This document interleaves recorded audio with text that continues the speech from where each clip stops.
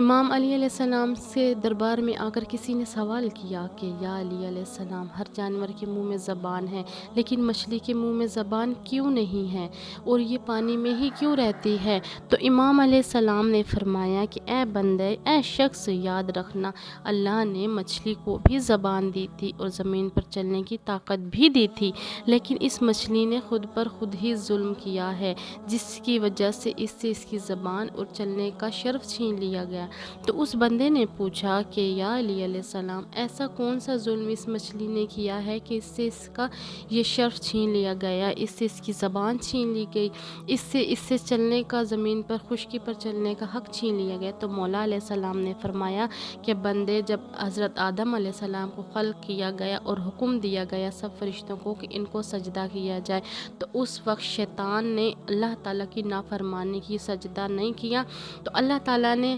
شیطان کو زمین پر گھرا دیا اور بہت ہی بدصورت شکل میں ان کو زمین پر پھینک دیا۔ تو شیطان زمین پر آتے ہی یہ سب چیزوں کو بہکانے لگا کہ انسان زمین پر آ کر ظلم کرے گا۔ تو اس وقت مچھلیاں بھی زمین پر ہی رہتی تھی، چلتی بھی تھی، پانی میں بھی رہتی تھی، بولتی بھی تھی۔ تو شیطان نے سب سے پہلے ان مچھلیوں کو ہی بہکانا شروع کیا اور کہا کہ انسان جب زمین پر آئے گا تم کو اپنے خنجر سے زندہ کاٹ کر اپنا پیٹ بھرے گا۔ تو جیسے ہی مچھلی نے یہ بات سنی تو وہ سمندر میں جا کر سب مچھلیوں سے جا کر بہکانے لگی، مچھلیوں کو انسان کے خلاف کرنے لگی۔ تو اللہ نے اس وقت مچھلی کے منہ سے زبان کو غائب کر دیا، اس کے منہ میں وبال پیدا کیا اور حکم دیا کہ کوئی بھی انسان تم کو زندہ نہیں کھائے گا، بلکہ تمہاری حد پانی تک ہے، جب تک تم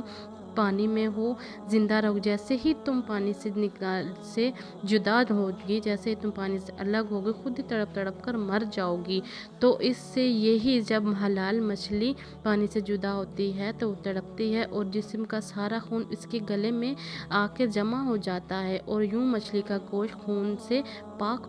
ہو جاتا ہے۔ اس لیے اس مچھلی کو ذبح نہیں کیا جاتا۔ ذبح کرنا اس لیے ضروری ہوتا ہے جانور کو کہ اس کی رگوں کا سارا خون گوشت سے الگ ہو جائے اور بہہ جائے۔ اللہ نے مچھلی پر یہ حکم دیا، یہ حکم نافذ کر دیا کہ جب وہ پانی سے جدا ہوگی، جیسے ہی الگ تڑپ تڑپ کر جیسے ہی وہ مر جاتی ہے تو اس کا سارا خون اس کے گلے میں آ کر جمع ہو جاتا ہے اور مچھلی کا خون بالکل جسم سے پاک ہو جاتا ہے، گوشت سے پاک ہو جاتا ہے۔